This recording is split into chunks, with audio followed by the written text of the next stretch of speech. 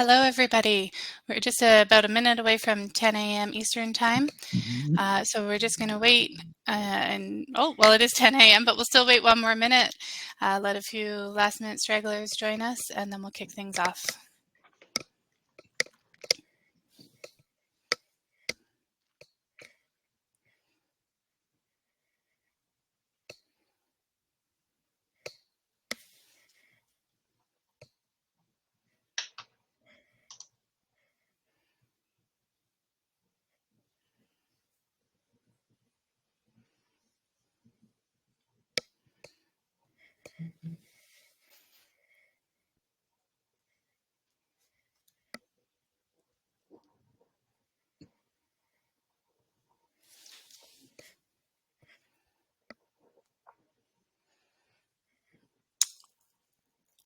Okay, hello and thank you everyone for joining the Senstar MultiSensor live demonstration.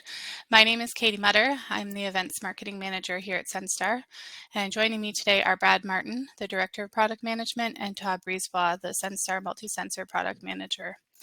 Before I pass control over to Brad and Todd, I just have a couple things I want to go over. So today's session is being recorded. You will receive a link to the recording after the session, and feel free to share that with any coworkers or customers that you think would find the session interesting. If you have any coworkers or customers that you think would want to join a live webinar, we are repeating this again tomorrow morning at 10 a.m. Eastern. And I will share that registration link with you guys. It'll appear on your screen shortly. If you have any questions during the session, you can type them directly into the sorry, people are messaging me. If you have any questions, please type them directly into the question area. So you'll see in the bottom left-hand or right-hand corner of your screen, there's a questions tab. You put them in there. I'm going to hold all of the questions until the end, and then I will present them to Todd and Brad. Depending how many questions come in and how long the demonstration has taken, we may or may not be able to answer all of the questions live. However, we will reach out to you individually through email and answer all of your questions. So that is it for me, and I will pass things over to Brad now. Thanks a lot, Katie. Wow, this is awesome. We have so many participants online. So without further ado, I would like to introduce everybody to the Senstar MultiSensor. Now, this is a detection system with the embedded sensor fusion engine.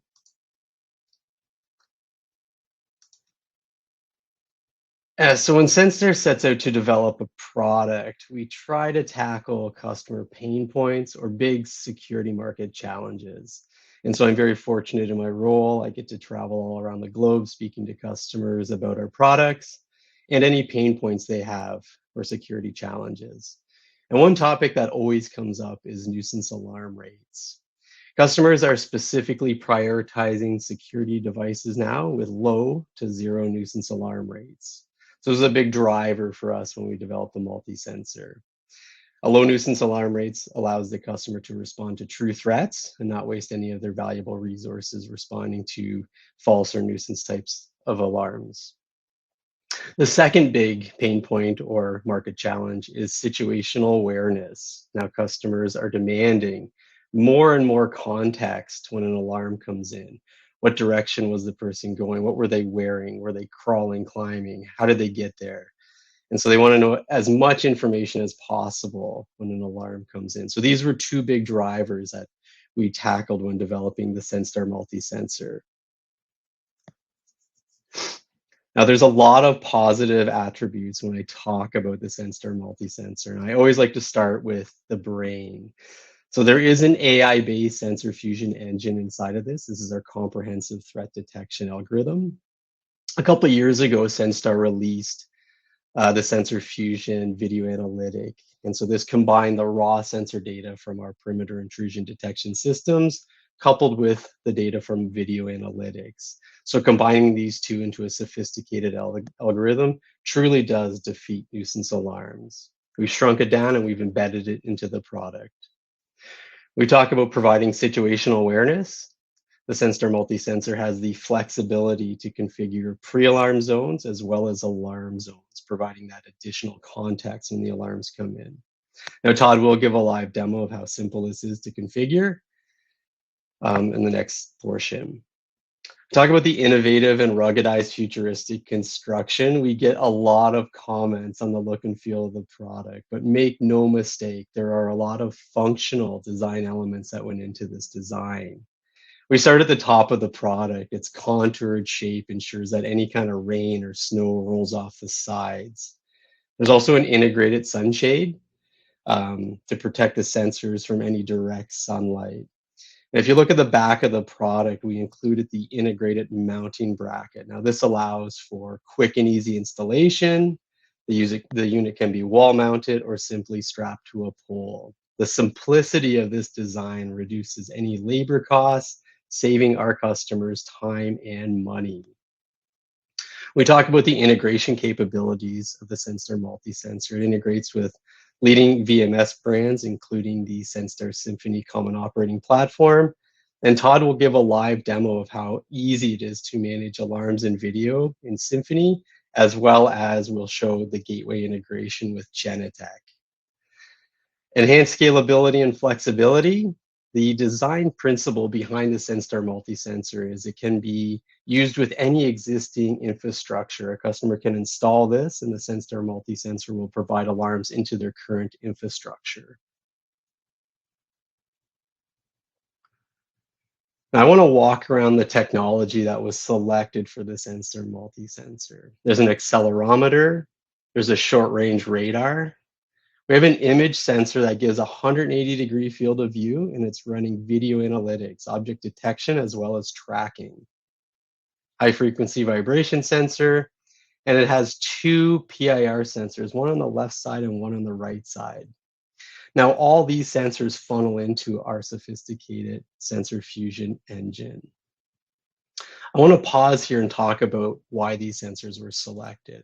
So similar to humans who possess multiple senses such as touch, hearing, sight, smell, and taste, which collectively provide context about our surroundings, the multi-sensor actually adopts this principle by capitalizing on the strengths of the sensors that were chosen. The accelerometer is similar to the touch, while the radar and PIR detect presence of an object, and the image sensor acts as our sight. The result of combining these different technologies is virtually no nuisance alarm rates.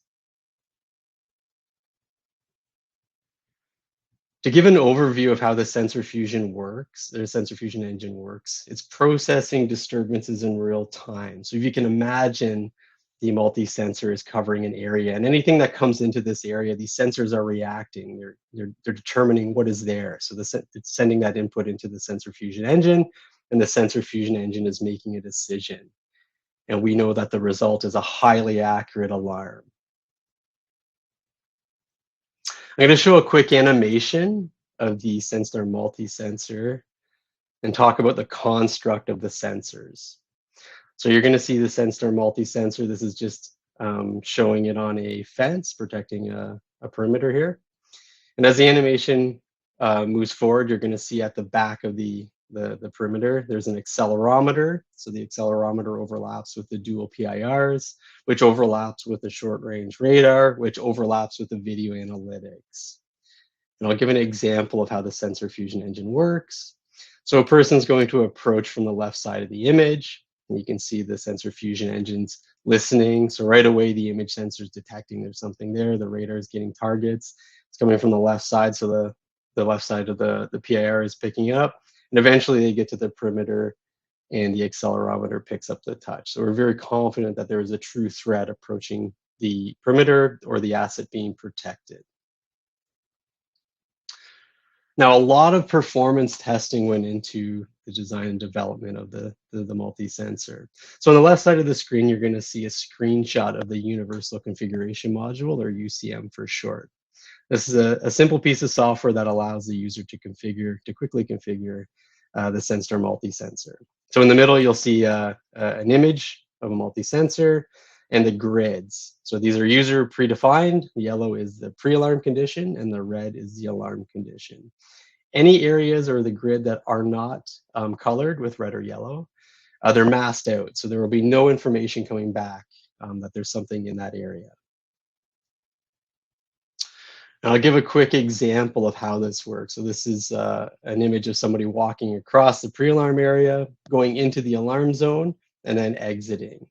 So the decals at the top of the video that's going to play are there for diagnostics to illustrate the sensors working.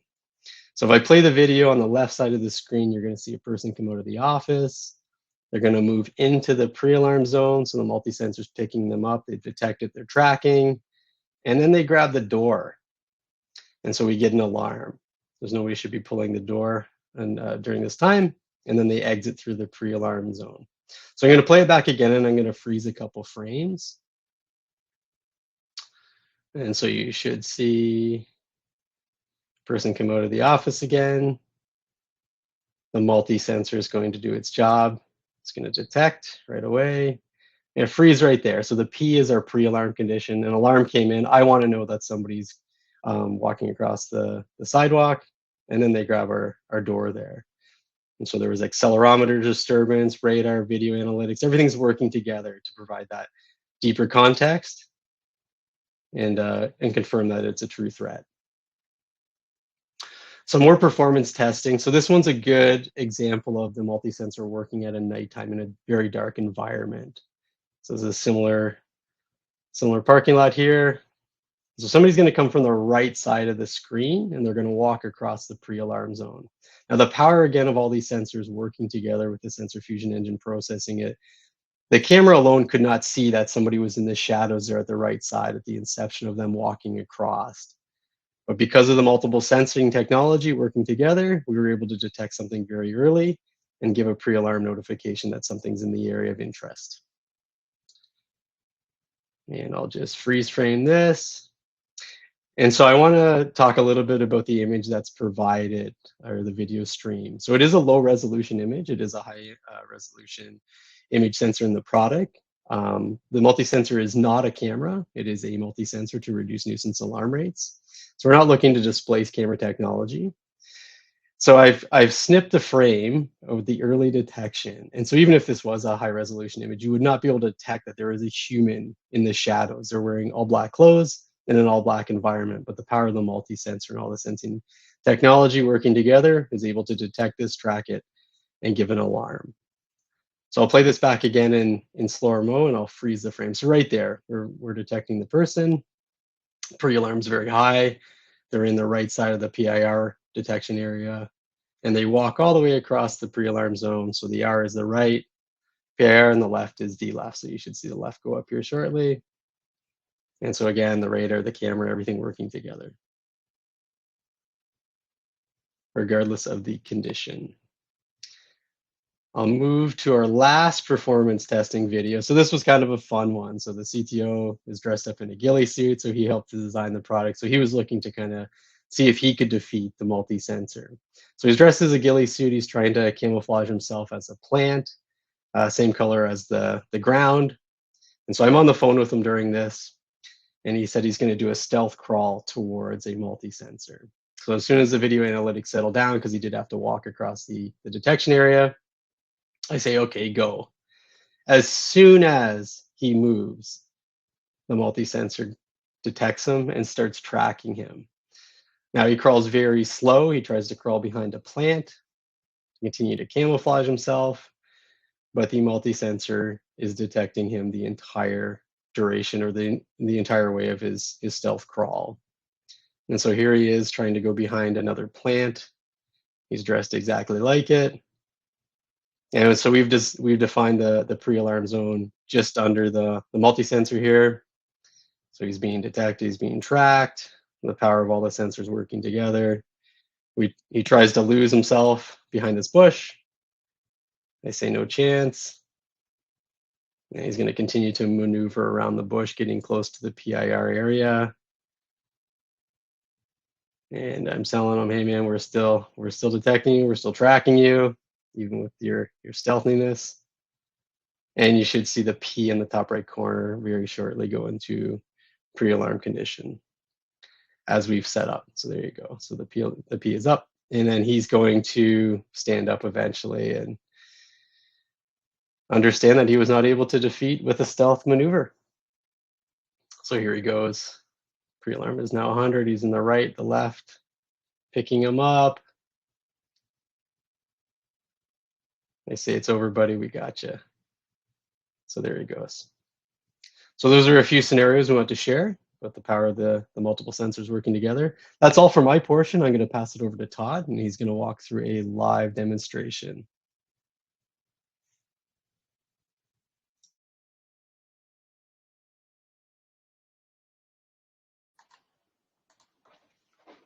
All right, good morning, everybody. Glad to see we got a ton of people here.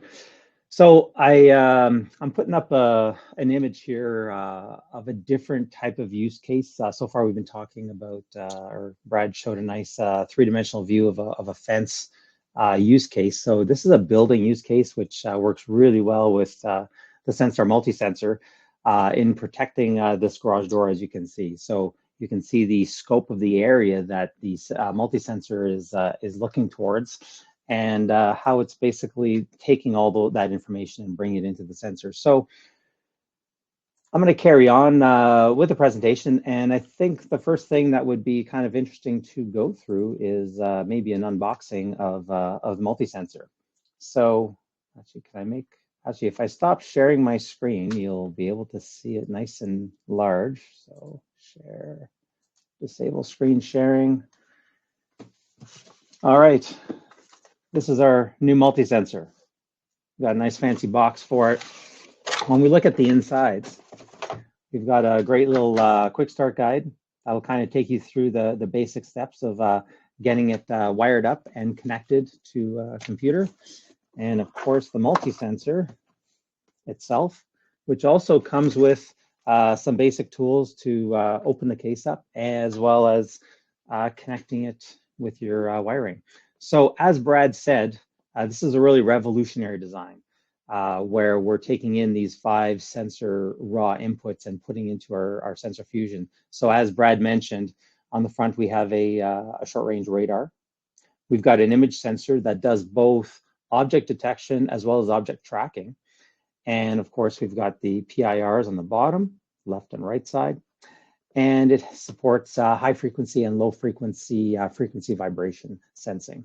So with all these raw data inputs feeding into our sensor fusion engine, we get that reliable alarm output that is essentially a nuisance alarm killer. So this is, again, a very revolutionary product to be able to take PIDS products to the next level. So let me bring the presentation back up.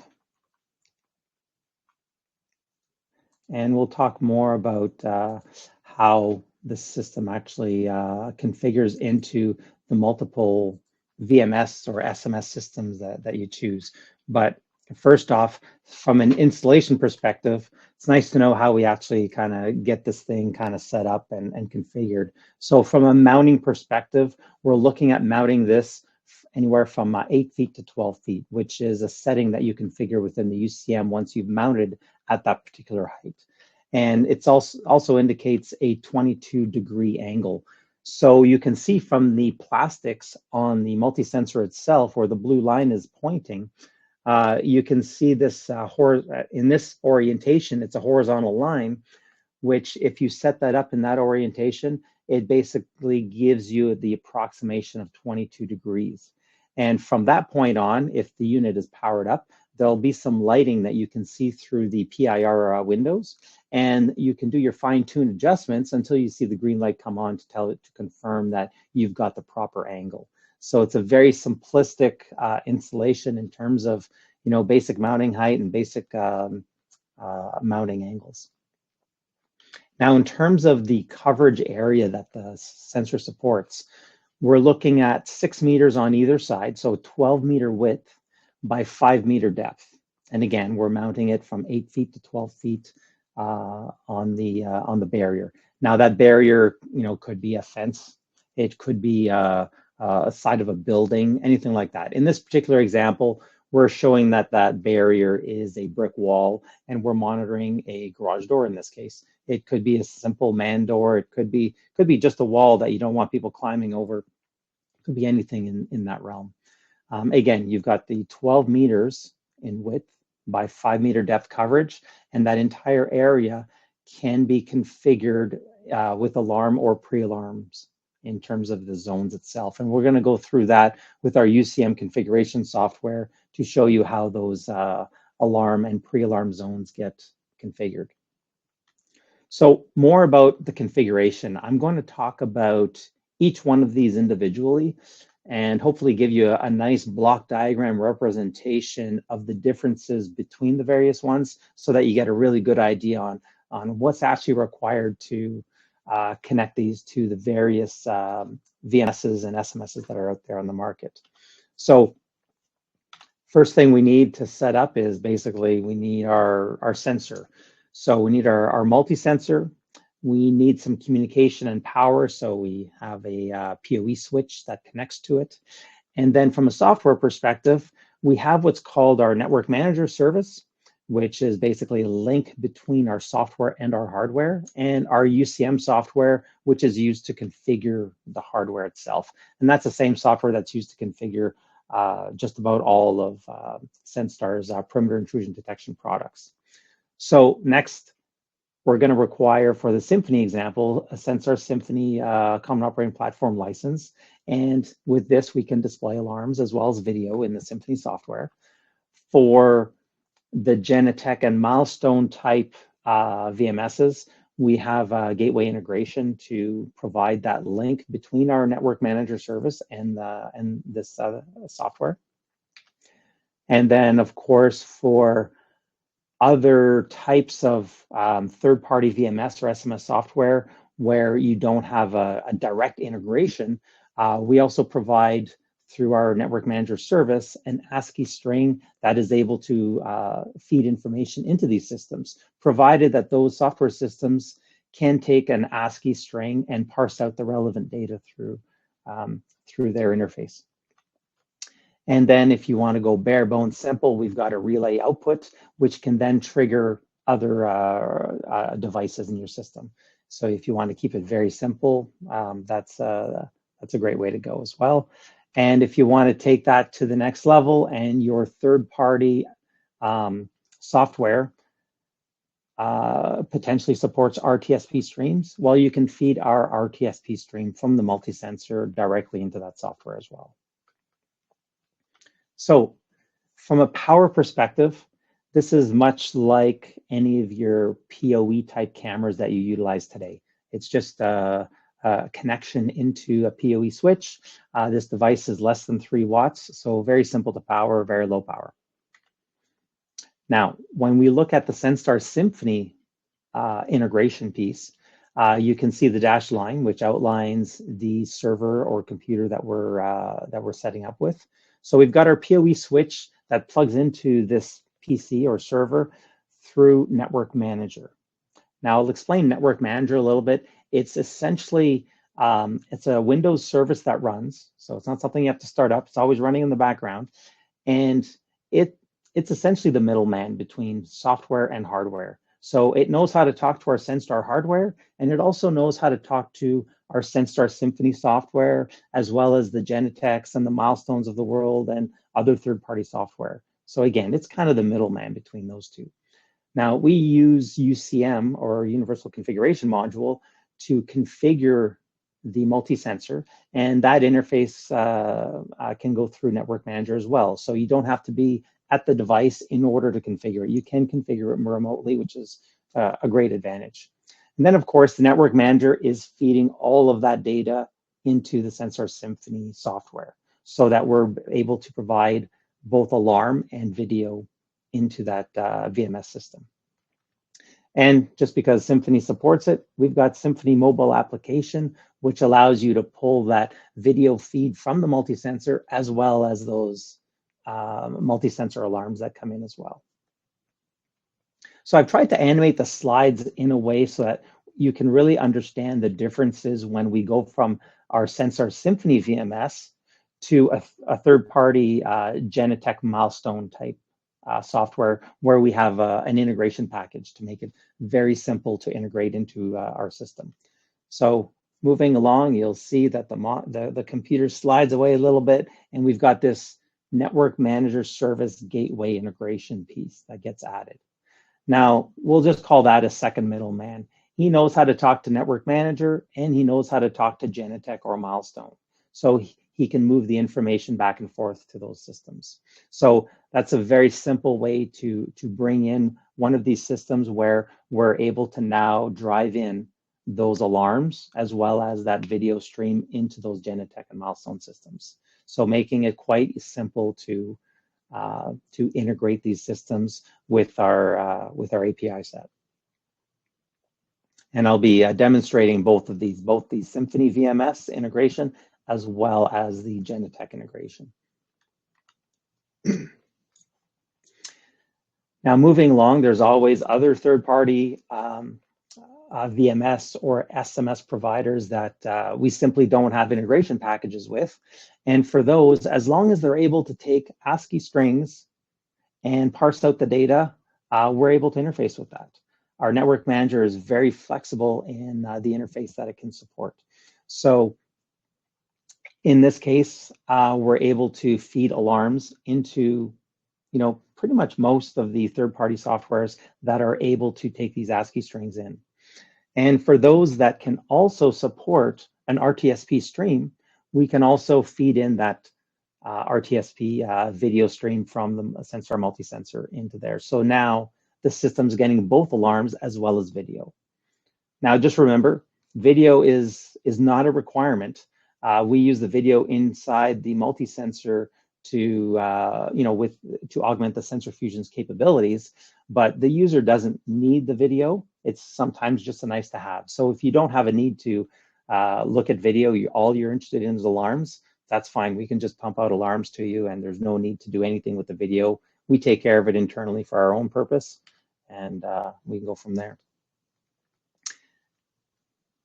Now, if you're into a much simpler implementation of MultiSensor, you can simply utilize the onboard relay to activate an output, whether that output is tied to some sort of enunciator, a light, or maybe some other input device that feeds into your current system. MultiSensor can support that type of implementation as well. Now, you still need the PoE switch in order to provide it with power.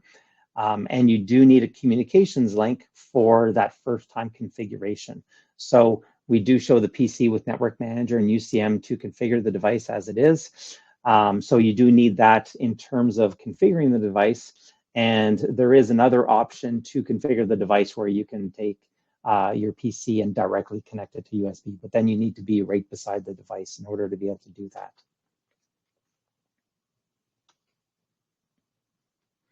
All right, so I'm going back to our Senstar Symphony configuration to refresh your memory on what the blocks look like, and we're going to switch into our demo.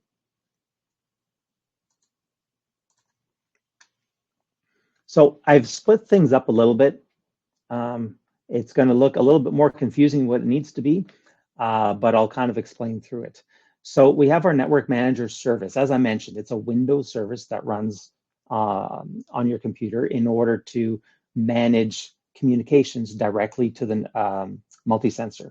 Now, this could be on the same computer as your VMS, or it could be on a different server. A lot of customers choose to put that on a different server. So in this example, I chose to put it on a different server just to show the flexibility and how you can implement based on the network design that you're running with.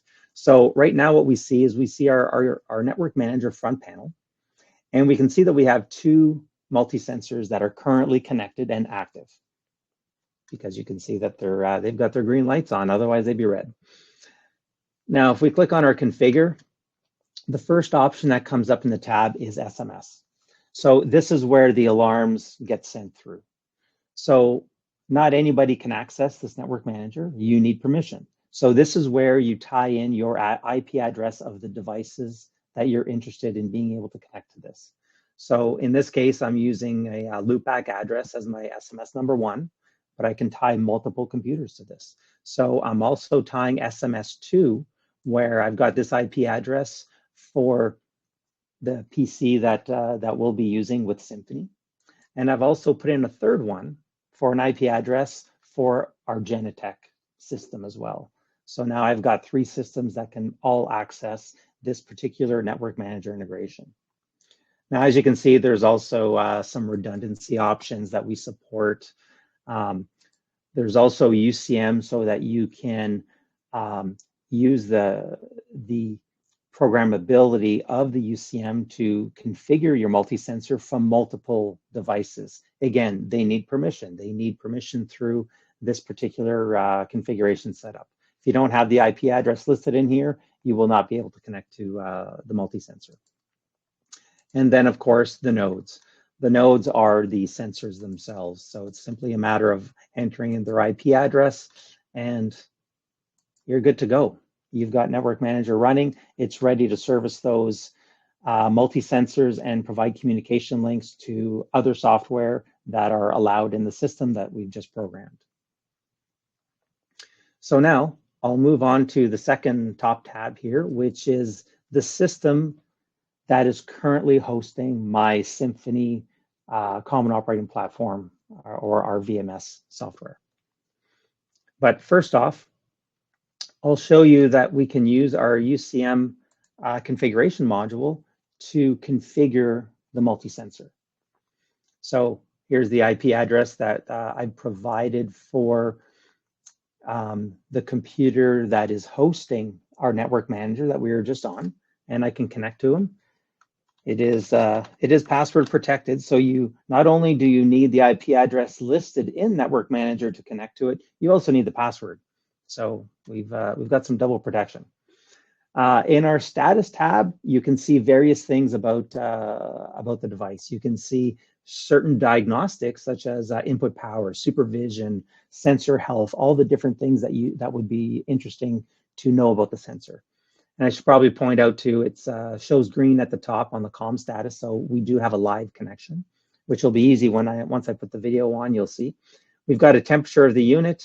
We've also got voltage displayed in terms of what the device is currently seeing. So you can do some basic diagnostic debug using this interface.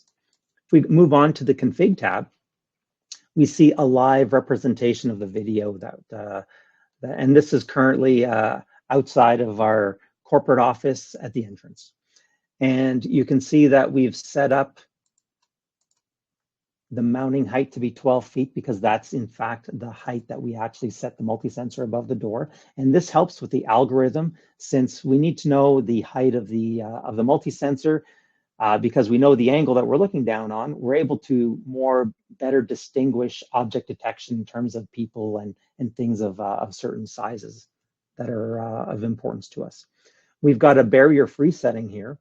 And what the barrier-free setting is for is there's some cases, actually, such as what you're seeing now, the door is open.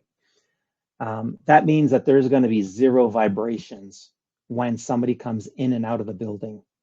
So the multi-sensor is not going to see those vibrations. Therefore, we wanted to negate the need of any of those vibrations in this particular application. So we basically negated the need for that. That way, we're not relying on any kind of vibration sensing. We're strictly relying on some of the other sensors to provide us that data. And this would be the same in terms of if you had a fence gate or some other area where there's no barrier and you want it to behave in that way.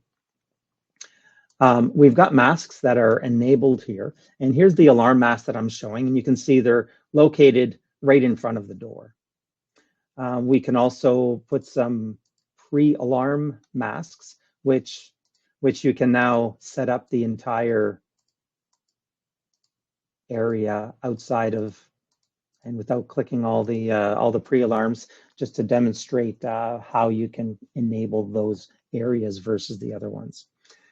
We've also got supervision tolerance, which is what the sensor uses to determine if someone is tampering with it, whether they're touching it, whether they're moving it, they're changing the direction of view, different things like that.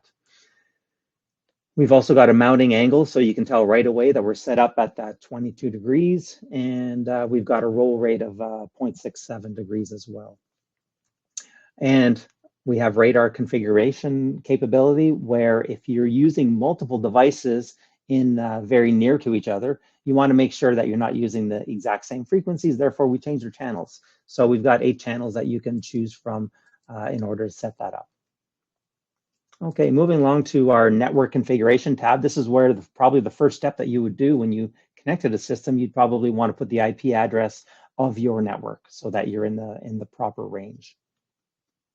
And then if we go back, or we go to the camera tab, this is where we can affect the visual aspect of the streamed video, where you can affect the camera decorations. You've got a general option and advanced. General option is the top line, and advanced is the bottom line. So I'll just talk about the top line itself. We have BF in the top left hand, and we got A and we got PA. BF is the representation for barrier free, A is for alarm, and PA is pre-alarm.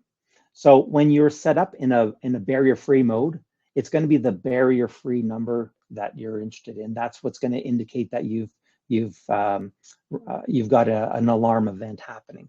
If you don't have that checkbox, then you'll see that it's the A that's going to give you that indicator that an alarm event has happened. And of course, pre-alarm will be the PA. Now, I don't have to explain the time's there, but on the advanced line, we have L and R. So that's the left and right PIR. And you'll see when we do the demo that the L and R, they will bump up to various values up to 99 when there's a heat signature in its view. And then we have the X, Y, and Z, which is the accelerometer data. So you'll see based on which axis the vibration is being sensed. This is where those numbers would get represented. And then the rest of the numbers are really for engineering purposes. They're more for radar zoning and clustering and things like that. But you're going to see when somebody appears into the video, you'll see your object tracking, outline the individual. And typically that'll come up as a red box when it initially sees the object. And it'll transition to white once it determines that that object is moving, so it'll start tracking. So the white is an indicator of it tracking. And then you'll also see some green dots on the individual, and that's an indicator that the radar is seeing them.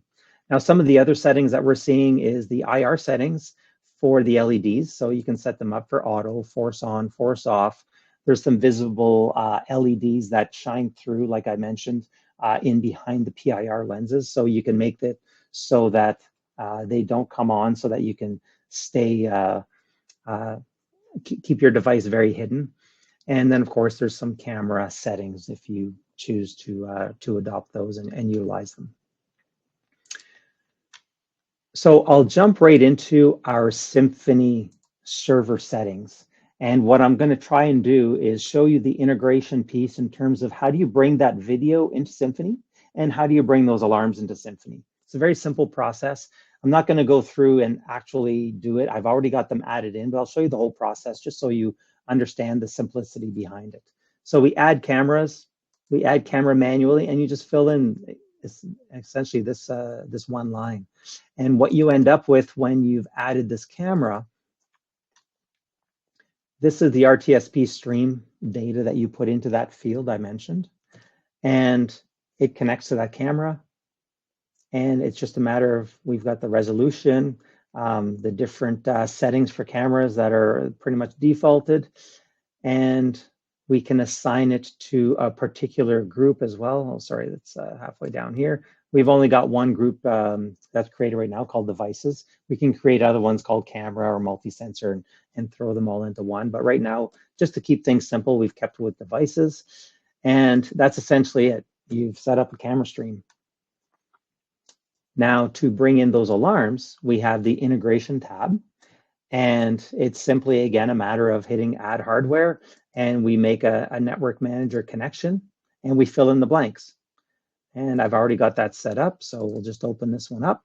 And it's simply the IP address of where which server the network manager is being hosted from. and you select the network manager number. In this case, it's number 3.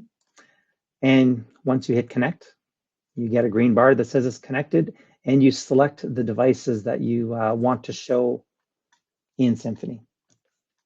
And in this case, I'm only going to show the one sensor, which is the one that's located at that door entrance. And we've assigned it to devices so that everything resides on the same tree, if you will. And the next thing I thought it would be interesting for you to see is just the rule aspect. So once you have both the video as well as the alarm set up, then it's just a matter of setting up a new rule in order to take an event from an alarm. And in this case, this is connected to our network manager and connected directly to MultiSensor, and it's able to pull the alarm information from that. And based on that, those alarm events, this is when this particular event gets actioned. So the event gets actioned, which then we created this particular alarm action, which simply ties it to our MS alarm so that we can see it on our mapping. And it'll automatically bring it up on the video as well. So that's essentially what I want to show you in terms of the Symphony server configuration aspect. And now if we look at the Symphony client, which I'll just kind of explain what we're seeing here.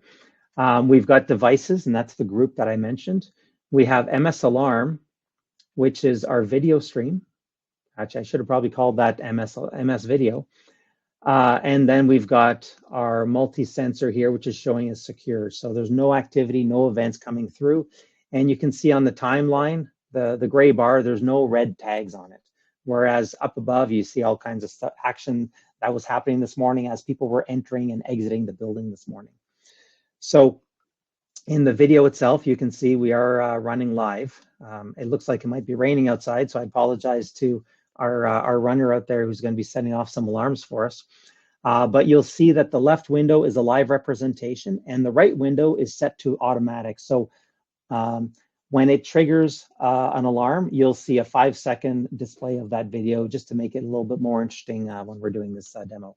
So if we can get Darren to just walk out of the building to the parking lot, we'll test out, make sure we get the video as well as an alarm. So you can see that we're tracking him. You can see on the timeline, we do have an alarm that's posted, and you can see the green dots that are appearing on him, which is a representation of the radar seeing him and knowing his location. And we also saw the video analytics in terms of when it first saw him, it boxed him in red, and then it boxed him in white once it started tracking him. So I'm gonna have Darren come back in, but we're gonna do an almost entry where he's gonna try to pretend to come into the building, tailgating somebody, but at the last second, he'll see a security guard and he'll cancel that and come back. And the reason I want to show that is you can see that we're detecting him, we're tracking him coming through, and he decided to go away. We're not actioning, we're not causing an event. There's no alarm created because nothing bad happened at that point. It's only when he enters the building. So again, we'll have Darren come right into the building and we'll trigger that alarm once again, just to show you that you actually need to physically come into the building in order for the event to take place, for an alarm to actually happen. And this is a mitigation of nuisance alarms. We're not interested in people who almost approach the door. Although if you are interested in that, then we can set up the pre-alarm area, and based on the pre-alarm, you can have it behave in whichever way you want based on your VMS rules that you've established. If you've established a pre-alarm as being a very significant and important event, well, it'll be highlighted that way based on your alarm actions.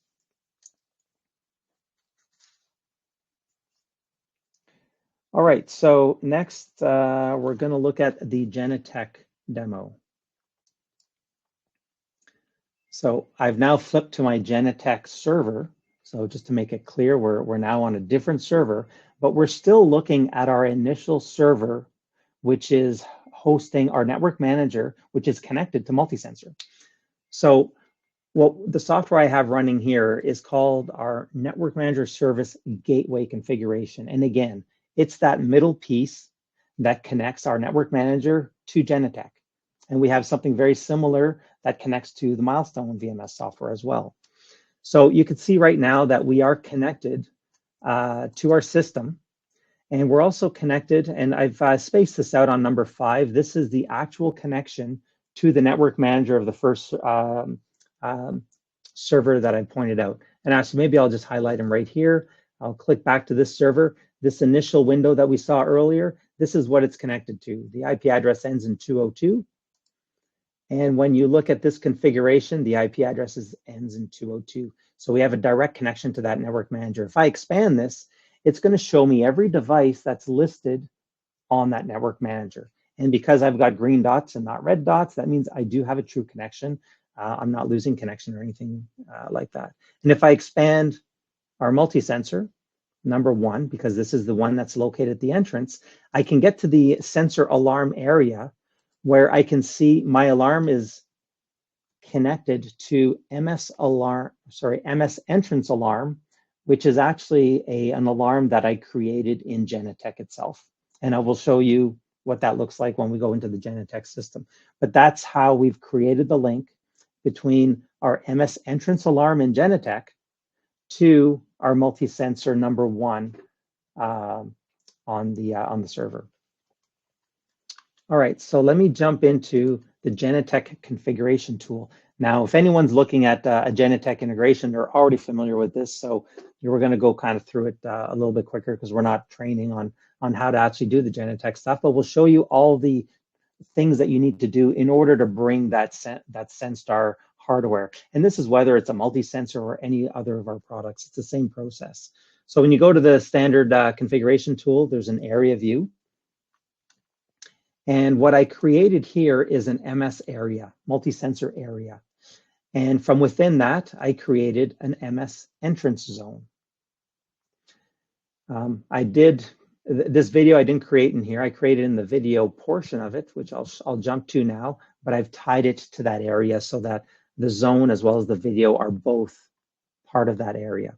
So now if I click on their video, this is where you would traditionally set up a video or a video stream of sorts. So you can just go to this particular section. You can do a unit enrollment, and you can manually add a stream, a video stream, and it's simply choosing their generic stream, highlighting that it's an RTSP stream, providing the RTSP address, and it's the same RTSP address that we use in our Symphony software. And you can assign it to the MS area so that everything stays together. And that's essentially all we've done. It then connects and provides you with this selection, which to confirm that we do have a video connection, we can just click on the thumbnail and it will connect to that multi-sensor, bring in that video stream, and then display it onto the screen eventually. So there's our live stream of the same thing. So if there was anything transpiring, we'd be able to see it in here. But of course, this isn't an alarm, so we're not really interested in that. This is just for configuration purposes. So now that we've set up a video, the last thing we need to do is set up an alarm. So if I go into the alarm section, you simply would traditionally add entity add alarm, but we have one here created called MS alarm and MS entrance alarm, which is that exact link that I used in the gateway software. So when I created this MS alarm, we just gave it a proper name, went to properties, and I tagged it to the MS entrance zone as well as the MS entrance video. And I've decided to, tell it to do a playback in 4 seconds. And now I've got the whole configuration of the system set up. So now we'll lose the configuration tool and we'll just go into the Genetec system itself. Actually, I've already got it up. We've got some alarms in there already. I'll make them go away. So let me just give you a little quick 2-second tutorial here on two main elements I want to show. One is monitoring. So monitoring, in this case, gives you 4 windows. I'll put the MS area on one of the windows so that we can just see a live representation on what's happening with the multi-sensor currently. And we can see that there's live representation. The sky's getting a little darker. It might start raining a lot heavier soon. And we've got alarm monitoring that can also pop up. So let me go back to monitoring so that we can see the video stream. And just in a second, we're going to cause another alarm so that we can see that the Genetec system is pulling in the alarm and is showing us in the alarm monitoring panel. So if we can get Darren to cause an alarm, I think he's still inside, so if he can go out. So we just got an alarm, and automatically the Genetec system has switched to the alarm monitoring panel, and now it's doing a constant replay of that particular time when the alarm event happened. So now we've got full integration into the Genetec system using the multi-sensor. We've shown that. We've shown how simple the gateway can link our network manager service to the Genetec system with a uber simple integration into these higher end SMS or VMS systems such as Genetec and Milestone. And ultimately, you could do the same just using the ASCII string in order to do it into other types of software, any types of VMS systems or VMS systems. And we've also shown you how easily it integrates into the Senstar Symphony Common Operating Platform. So that's all the demo that we were going to show today. And I think I'll switch that over back to Brad, and I think we'll probably be taking some questions.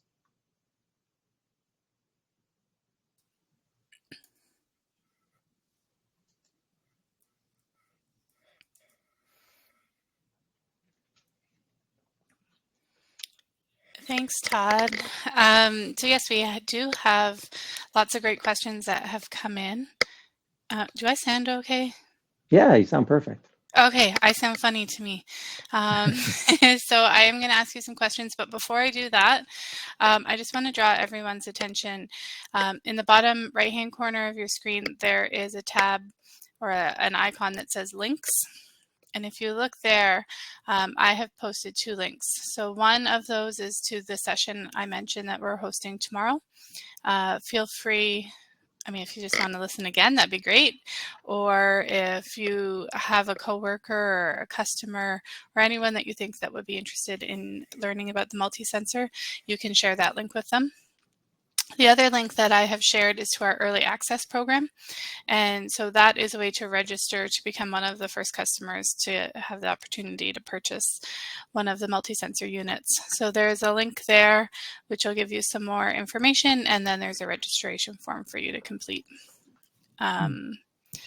So those are both under the links tab, although I'm going to share the one, should appear right on our screen. There we go. So that's the early access program. All right, so some questions. Lots came in. We're not going to have time to go through them all. So anyone who asks a question and you don't hear the answer to it now, we will reach out to you via email. So I'll just ask the questions, and Todd and Brad, you guys can decide amongst yourselves who wants to answer. So if one of the sensors is impeded, will valid alarms be missed by the multi-sensor? I can take that one on. If a case where a sensor might get impeded is, let's say you get the fog rolling in, for instance, all of a sudden your image sensor is going to be a little bit defeated in terms of it's not going to be able to get a good visual representation. That's the beauty with sensor fusion, is it's taking raw input from multiple sensors at the same time. So our system is going to recognize that the image sensor is impeded, therefore it's going to reduce the weight of that sensor and increase the weight of the other sensors, so that we're relying less on the video imager in that particular case and relying more on some of the other sensors. That way we're able to mitigate any issues with sensors that might not be performing as good, because the system is more about the system itself and less about individual sensors. Good, thank you. If I don't have a highly complex system, can I still use a multi-sensor without video? Absolutely. As I mentioned, if you've got a basic SMS system where all you're really interested in is getting an alarm notification, you don't need to bring in the video stream. The video stream is one of the sensor inputs that go into our sensor fusion, which is used in order to produce those very reliable alarms, but you don't have to actually use the video if you don't want to. Okay.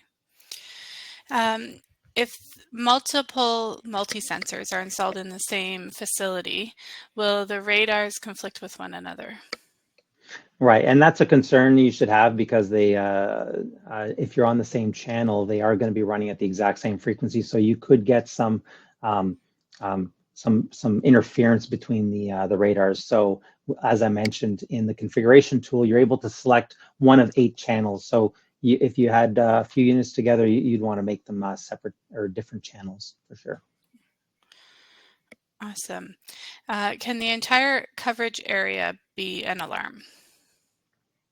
Yes. At the end of the day, it's really all about your VMS system or your SMS system and how it handles alarms and pre-alarms.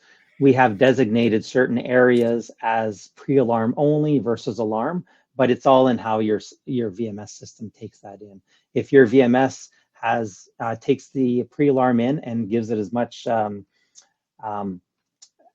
importance as a regular alarm, then it's going to be treated the same way. So the entire area can be set up as an alarm in that case. Good. You talked about Network Manager and UCM during your presentation. So are those free software or do we have to pay additional for those? No, with the price of the multi-sensor, you do get free UCM and multi-sensor or versions of multi-sensor for that. So from our website, you can download the UCM software, and you can also download a special version of our Network Manager, which supports only the multi-sensor. And if you're currently a user of Senstar products and you've already got Network Manager, it'll just be an add-on to it. It'll automatically support that. Awesome. All right, well, I think we're going to wrap it up there just based on the time. I noticed there were a couple of questions just about the recording. So if you're on the call now or well, at any point, but you can't hear me talking if you're not here now, you will receive a recording via email as soon as the session is over, and it will be posted to our YouTube channel at some point. Someone was asking about other videos, so if you check out our website, there is a page specific to the multi-sensor, and there are some videos posted there. And as it's a new product, we are still creating some of our videos, so more will be added in time. So between the Senstar website and the YouTube channel, those would be your best places to see those. And again, check out the links icon and you'll see the link to tomorrow's session as well as to our early access program. So I know there were a handful of other questions, more than a handful. We will reach out to you via email, so stay tuned for that. So thanks so much, Brad and Todd and everyone who joined today's call. And we hope you're as excited about multi-sensor as we are. Thank you. Thanks, everyone.